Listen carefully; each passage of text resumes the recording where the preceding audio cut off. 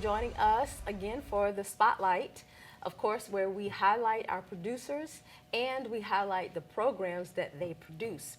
And in the studio with me right now is Miss Shannon Sanders, Minister Shannon Sanders of Shannon Sanders Ministries. It's a mouthful. But welcome. Yes, thank you. Yes. Thank you so much for having me. Absolutely. You are yet another producer who has been away for a little while. Yes. Right? And we know COVID, it had people away, but even before COVID, you had to just kind of take a step back. I did. Yeah, and if you will, just kind of bring us up to date, starting with why you even decided to do a show in the first place. So first, thank you for having me. Absolutely. So how I got started with the show, I was doing a segment on Radio 1. Okay. And the producer of that segment was like, you know, you have a good TV voice, you have a good host voice. Yes, you do. So maybe you should consider Access 21. So I had never heard about it. I had just moved to North Carolina. Oh, so yeah, from where? From Washington, D.C. From D.C., Yeah, okay. so I had just moved down here. So I really didn't know anything about television in that regard. Okay. And so he had a flyer and that he gave it to me. He was like, you know, you should check it out. So I called and I got all the logistics and did the training and did the classes, and there I was. There you were, and that was in what year again? That was in 2017. Okay, 2017. All right, so you came on board, and what was your vision at the time after you learned about this platform? What was your vision and what you thought you might want to do on this platform?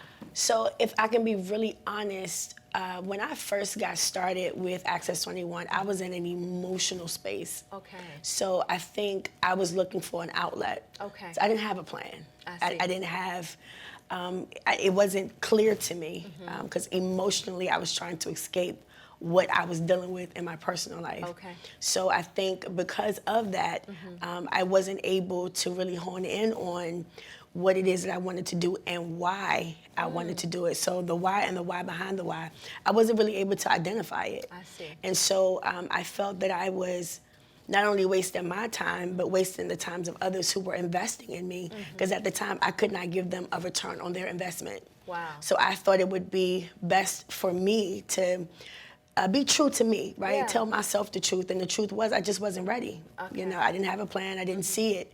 At the time, I was just looking for a way out. I see. And so that's what happened. You know, this is so good that you would even talk about that, you know, and just put that out there, because many times we have to be careful about what we're doing and why we're doing it with anything, whether it's a show, whether it's different places you're going, different relationships, or just different encounters. We have to think about the why. And, you know, when you're doing something like this, or radio, you know, and you do have an awesome radio or television voice, period. We're going to talk about more of that, too. So, but, you know, when you realize that you have those gifts, but you are in a space that you need to really just kind of be with yourself a little bit and just really ponder some things, then that's what you need to do. Yep. Yeah. And so what were you processing at the time? I should ask in a way that is private, but when it comes to when you decided you had a plan, what was a part of that process? The process was, for me, was really about forgiveness. Okay.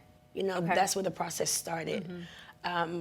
When I moved down here, it was more, I was kind of reluctant to do it, but I felt like I needed to do it if I was going to heal. To move? To move, Okay. yep. Okay. So moving back to North Carolina really was never a part of my plan. Okay. So in trying to navigate all of those aspects, I was harboring a lot of ill will. Okay. So while it appeared to be a great idea or something of a positive manner, inwardly it was tainted. So once I started the process of forgiving me and forgiving those that I felt had wronged me, then I was able to come back to the table and say, hey, is this something that you really want to do? Right. Is it something that you've been assigned to do? And if so, what's the plan? Yes. You know, this time, what is the plan? Let's write it out, let's navigate. So one of the things I did differently versus just being impulsive, you know, I got advice. You know, you knew who I was when I started, right? So to see me now, do you think I'm ready? Yeah. You know, because sometimes we kind of get in our own head, right? And sometimes we push ourselves, we motivate ourselves with ulterior motives. Yeah. And so I wanted to go to my close friends and say, hey, this is something that I want to pick back up again. What do you think? And so as God really started to like lay it before me, I'm like, okay, is this you or is this me? Like, you know, what is that defining moment that says this is not my doing, but I'm operating in His will? Yeah. So after I talked to my friends about it, I went to my pastor, because initially when the idea first came back to me, it was a year ago. Okay. And I waited because I wanted to make sure that I wasn't emotionally charged, I was emotionally driven. And this time I could come back and experience it and really enjoy the experience, and not walk in here and remember when. Got you. Because sometimes you can walk into places that you've been before and you reminisce.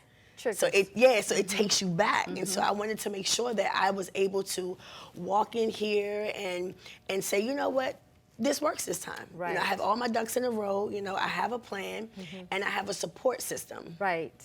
That sounds like exactly what you were describing, the accountability partners and support, your network of supporters is so important. It is very because important. you can bounce things off of them, right? And then, like you said, you know, not to be in your own head. So excited to have you back. Thank you. Yes. And of course, COVID, because you're talking about a lot of things that sounded like had nothing to do with COVID. But COVID, you know, there was so many pros and cons. A lot of cons, of course, because COVID was a beast, is a beast. And it took a lot of people out. It also allowed people to just kind of sit back and reset. And so 2017 was about 3 years before COVID actually came out. And so during COVID, what was your life like, and what was the reset process like for you during that time? So for COVID, it was more of a sink or swim for me, because so many people were losing their lives instantly. And it kind of gave you a reality check of, are you living or are you existing? Right. You know, because so many people passed or transitioned, may not have accomplished everything that they set out to do. Right. You know, may not have had a chance to right their wrongs or to finish the book or to buy the house or to have a family or to get married. And so throughout COVID, I was committed to living and not just existing and getting caught up in your regular 9 to 5. And even in that, you know, COVID had a tendency to kind of wear on the mental. Yes. So you had to find different ways to affirm yourself and to get comfortable in this space of stillness. Right. Because literally everything was still. You was in the house. I mean, you worked from home, but you were still from the bedroom to the living room. Right. And that redundancy can be depressing. Absolutely. You know, so it became sink or swim. You know, this is where I am. This is what I want to do. So let's write it out. You know, what do you want to do 6 months from now? Do you think we're going to be open 6 months from now? What does that job look like? What does going back to school look like? So it really became, my walls became a blackboard. That's good. You know, where I was able to put out everything that I wanted to do, everything that I started, the things that I didn't finish, what I want to start and finish, what year I want to do it in. Right. So COVID really kind of gave me okay, sink or swim. You want to you want to start living. Right. Because prior to that, I didn't realize how much I was just existing. Yeah. Just getting up, going to work every day, going to church, coming back home, doing the same thing all over again, where it became very routine. Yes. You know, so there was no breaks, no pauses, no, hey, this is life, and it's actually a beautiful thing if you just stop and experience it. Yeah. So that's kind of sort of the reality that COVID gave me. That is excellent to hear. And, you know, and that's what I meant by the pros, you know, for those of us who did survive that time. Absolutely. There were things that we needed to reflect on and reset in. And that is a positive thing for us, and to remember those who did lose their lives and really take inventory of what we need to do, right? Absolutely. So I love hearing that. Your walls became a blackboard. That is so good. Thank you. Yes, and so what is one of those things on your blackboard that jumps out to you now that really has your time and your attention, your focus, in addition to this doing your show? I would say the show. Okay. Yeah, I would definitely say the show. Okay. And the reason why I say the show, because it is very monumental to me now, whereas it wasn't before, right? So although I've been in this space before, it's almost non-existent because of the why behind the why, right? So now that I have a plan and now that I'm able to execute that plan, I'm committed to it. Yes. So whereas before, if my emotions were up, then the show was up. Yeah. If my emotions were down, then the show didn't exist. So outside of my 9 to 5, outside of my church routine, this is the new baby, right? This kind of dominates majority of my middle blackboard. Okay. Because it's all things Shannon Antoinette. Yeah. And it's all things Shannon Antoinette Ministries. And so it's about building. Yes. And that's one of the things that I do feel that I failed to do. And in some areas of my life, period, I failed to build. Oh, see. You know, I failed to have a plan and to stack. Okay, so this is what I did today. How does what I do the next day help this? And how does what I did yesterday help today? Good. So for me, it was really about building. And this is giving me a consistency that I haven't had in a very long time. That's good. So whether people watch it or don't watch it, or people enjoy it or don't enjoy it, it's a consistency for me. Right. And that consistency feels really, really good, especially to see the fruits of your labor so early in it. That's good. The So, fruits yeah. of your life. So what are some of those fruits that you've seen? Have you gotten feedback? I've gotten a lot of feedback. Okay. I've had people to watch the show. I've Good. had people to reach out. And I had people to ask, you know, are you pastoring? You know, Yeah. do you do this every week? And I'm like, no, it's every other week, you know, and I kind of give them the runaround. But I am seeing the fruits of it. And then I'm able to play it on Facebook. I'm able Yeah. to play it on YouTube. So although it starts here, it's expanding in itself. Yes. So those are the things that I get the feedback on, even with the likes and the comments. So it's pretty dope. That's good. It's what we call something that has legs. You know, it can run Nice. and go different places. Yeah, and focusing on the show, what I have seen of you is coming at the podium, and you bring such a grace to thank that you. position. And then your beautiful voice, you sing. I told you we're gonna come back to that. Your speaking voice is awesome, but you know, I hear you singing on the show to really usher in Yeah, people and absolutely. usher in God and usher in the experience that's necessary, right? So how is that going with your singing? Are you planning to do some more? Well, yes. Good. So I play around with the idea of doing an EP. Oh, okay. But that's actually on my blackboard as well. Okay. But I do believe in taking my time. Okay. But yes, but singing is something that has been a part of my life for years. And it's the one thing that I've never stopped doing. And it kind of helps me. It kind of brings me in, right? Because I'm a singer by nature. So I could be at home washing dishes. I could be in the car. I could be putting my clothes on. And a song will come to me. It comes up. So it is something that kind of sets the tone. It's like my nicotine. It just kind of settles me out. That is so good. That's good. And I can tell that what you're saying about singing and about how it blesses you, Yeah. It translates and transfers to when you're standing before people. Yes. Yeah. And so I remember hearing one of your songs about having the victory.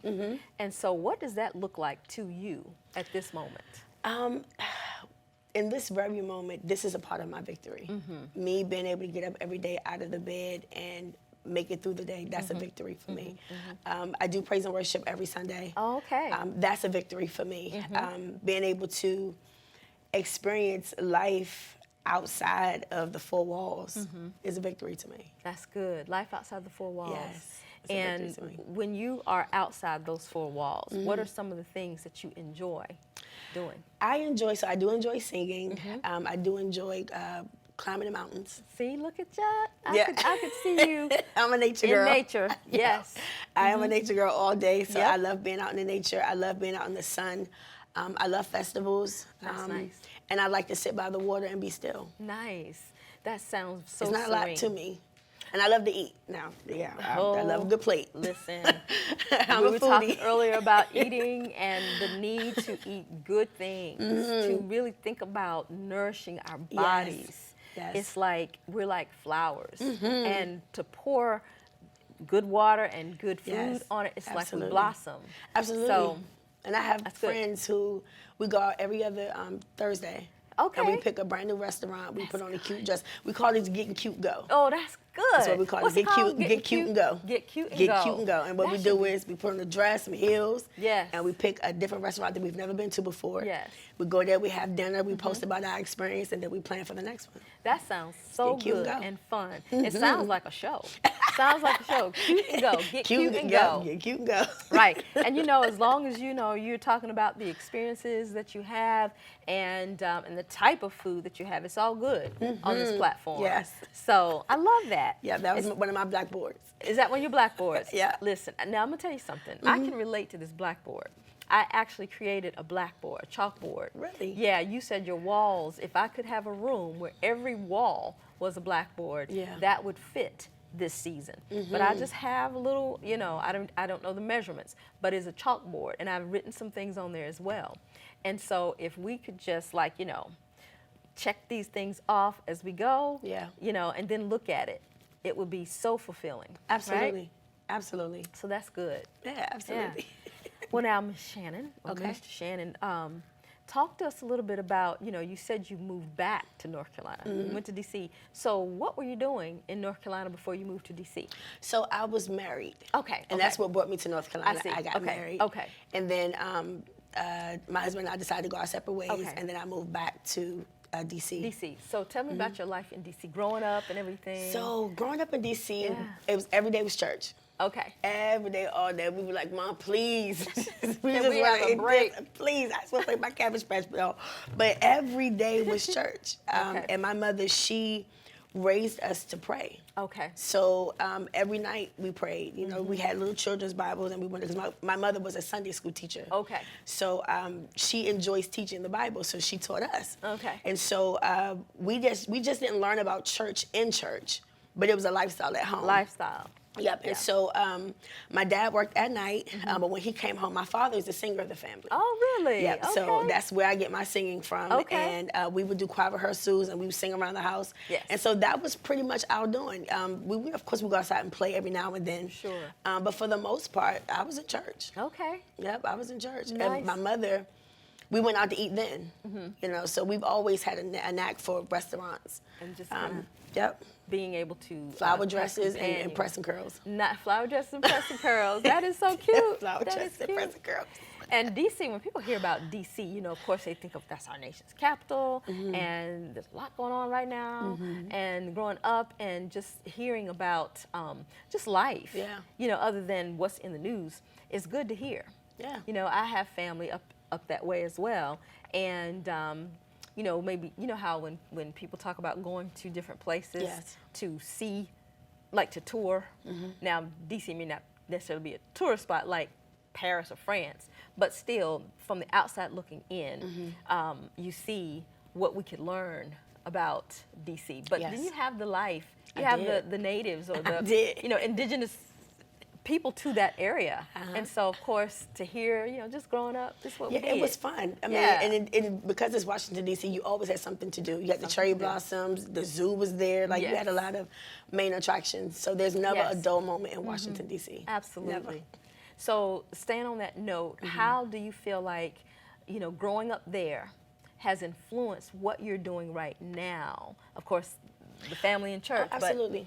But specifically, how did that journey look to bring you right here? So the journey was real simple. So of course it was the church, but going to school, grade school, elementary school, junior high, I was bullied, and so for a long time, I was bullied about my complexion. Sure. I was bullied about my stance because we weren't a poverty-stricken family. Okay. And so how that helped me today, I used to be uncomfortable being black. Sure. I was uncomfortable in my own skin. Yeah. I didn't see pretty. I didn't see beautiful. I saw a black girl that people teased. Look at that. And so for a long time, I shied away from cameras. I shied away from pictures. Wow. I shied away from really going out because it was embarrassing. I only knew black to be an ugly thing, Even as a kid, they would call me Kunta Kinte. When the lights would go out, they would say, well, where's Shannon?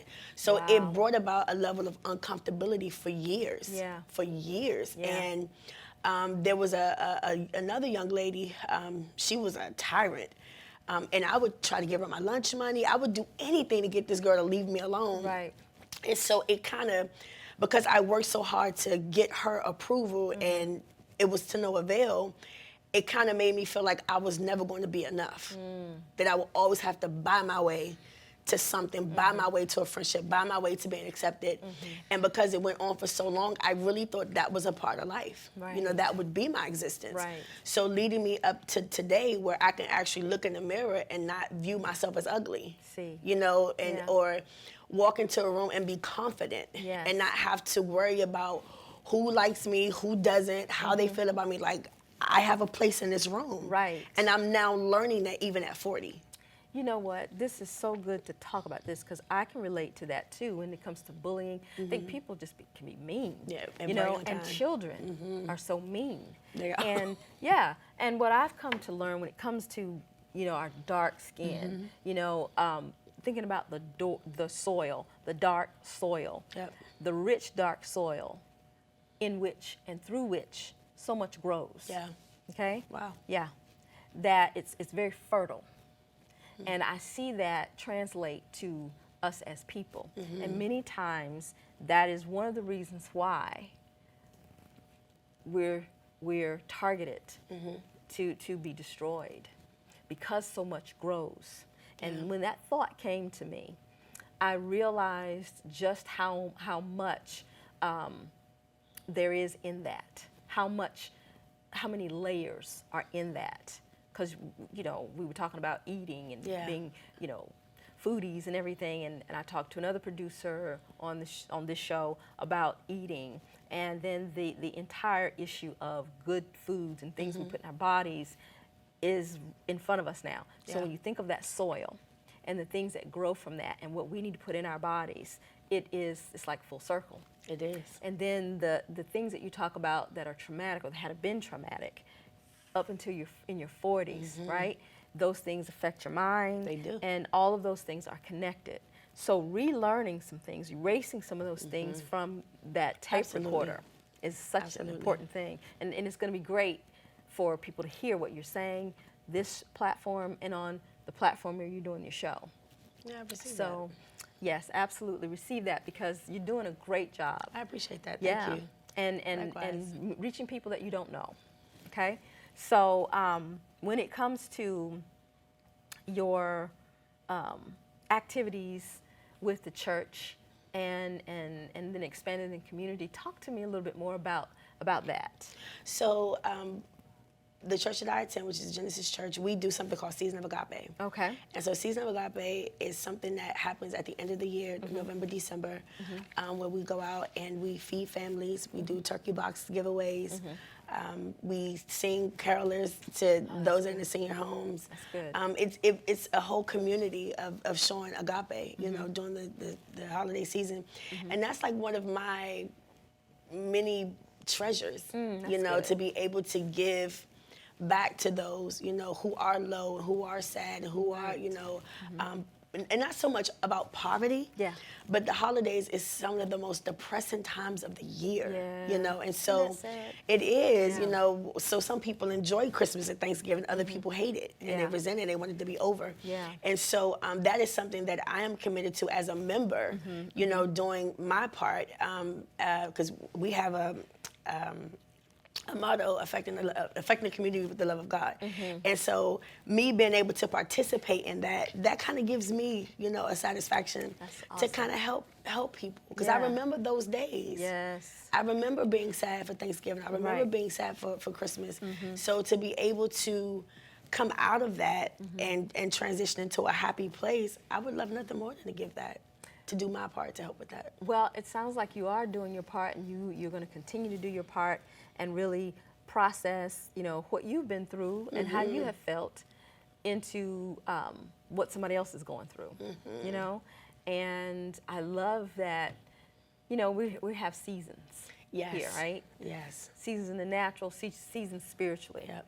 And we're coming up on this fall season where things change. Yeah, what you planning on doing in addition to reaching out in the community? So I plan to expand a little bit more on Shannon Antoinette Ministries. Okay. I do plan to expand on that, to kind of invest more into the social media presence, Okay. and to start evangelizing outside of the taping. Nice. And to really build a relationship with the community as a minister of the gospel, and to build a relationship encouraging people about God, you know, and encouraging awesome. people about that support that you get, you know, with that, and just how to navigate through life with basic biblical application, because that's basically what the show is about. Yes. And just navigating through life with scripture. With scriptures. Yeah. You know, I do film, and I worked on a film. It was the whole theme of what we were doing, the projects that we were doing was called Life is a Movie. Yes, it's when I was in Nashville. And our lives are stories, you know? Absolutely. Absolutely. Constant stories, right? Absolutely. And we are living and walking that out. Every day. And so when we talk about being able to, you know, do that routine, step by step, whatever we're doing, and then also stop and smell the roses is so good, so important. It is. Yeah, and I love what you're saying about, you know, your plans and going to do the EP. Have you thought about a book? I have. Okay. I have, but that too is about timing. Yes. You know, because there are some things that in books, if you're going to be honest and transparent, you got to be honest and transparent. Right. And so there is a level of transparency because I am a private person. Right. There is a level of transparency that I would have to become extremely comfortable with before I can just put it all out there. Right. You know, But what's it's coming. I'm sorry. But it's coming. It is coming. It is coming. What's coming to my mind too right now, I think of Sade. For some reason, I think of her. I think of the fact that Sade is an artist, awesome artist from the 90s, early 2000s, and we're still waiting for some more stuff to come out. But you know, we'll see what happens. But I think of her because her life has been very much filled with things that ended up coming out in her songs. Yes. And telling the stories. Yes. And so I feel that for you too. You know, whether you put it in songs, put it in the books, you're already sharing it in ministry, and we love it. So Thank you. yeah. Yeah, I actually did my first recording. It was called Fight to the End. Yeah, and it started out, it says, I've had my share of ups and downs. And it talks about the transition from moving to Charlotte, from DC to Charlotte, and what all of that entails. So Awesome. I've already recorded my first single, I just didn't complete it. All right. And that sounds like one of her songs, Soldier of Love. Yeah. But we have to wrap this up. Okay. I'd love to continue to talk to you. But if you will just quickly tell people where they can see you and when they can see you on this platform. All right, well, I am here on Wednesdays. Well, I air Wednesdays, every other Wednesday at 6 a.m. And then I air again at 3:30 p.m. It's called Shannon Antoinette Ministries. You can also find me on Facebook, Shannon Antoinette, as well as my like page, Shannon Antoinette. I have a YouTube channel, Minister Shannon Antoinette, as well as Instagram, which is Shannon82, which is SHANNANN 82. So. Wow. Okay. Well, thank you for that, and thank you for coming. Yeah, thank you for having me. Absolutely. You guys, and we want to thank you also for being here, as always. Tune in to Shannon Sanders Ministries, Shannon Antoinette Ministries, as well as this show for CMPAC Spotlight, and we will see you next time. Have a good one.